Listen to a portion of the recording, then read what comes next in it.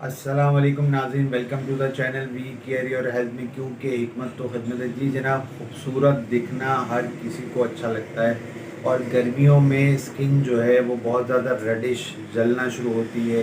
تو اس کے لیے جلد کو خوبصورت رکھنے کے لیے ایک آج اسکن ٹونر آپ کے لیے لے کے آیا ہوں۔ صرف 3 چیزیں جو آپ گھر میں خود تیار کریں گی، نہ آپ کے چہرے پر ریڈنس محسوس ہوگی، نہ آپ کو جو ہے گرمی کا اس سے احساس ہوگا، چہرہ بھی گلو کرے گا، اسکن بھی گلو کرے گی، پسینہ بھی کم آئے گا۔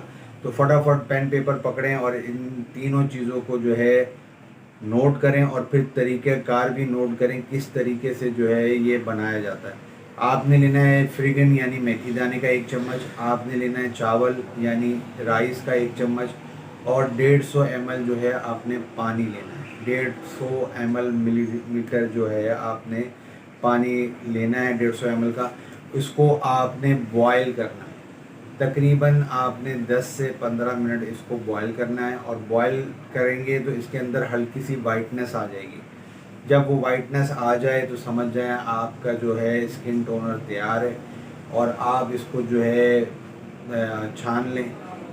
چاول اور میتھی دانے کو آپ پھینک دیں، جو آپ کا ٹونر ہے اس کو ایک بوٹل میں ڈالیں، اسپرے بوٹل میں، اور اس سے جو ہے آپ کی اسکن گلو کرے گی، بہت زبردست ہو جائے گی۔ ریڈنس جو ہے وہ ختم ہوئی ہے، ایکنی بھی بہت سارے لوگوں کی ختم ہوئی ہے، اور جو ہے اس سے آپ کا چہرہ اتنا کوئی گلو کرے گا کہ آپ کو میں بتا نہیں سکتا۔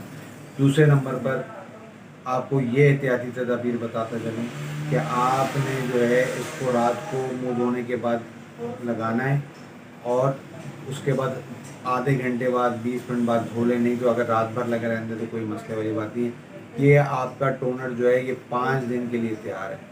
اس کو 5 دن آپ استعمال کر سکتے ہیں، اور یہ ریفریجریٹر یعنی فریج کے اندر آپ نے رکھنا ہے، یہ ذہن میں رکھیے گا، باہر مت رکھیے گا، فریج کے اندر اس کو رکھیے گا، باہر نہیں رکھنا ہے۔ احتیاطی تدابیر کے لیے بتا رہا ہوں۔ اور کوئی بات، اور کوئی سوال، اور کوئی چیز پوچھنی ہو تو اسکرین پر نمبر موجود ہے، رابطہ کر سکتے ہیں۔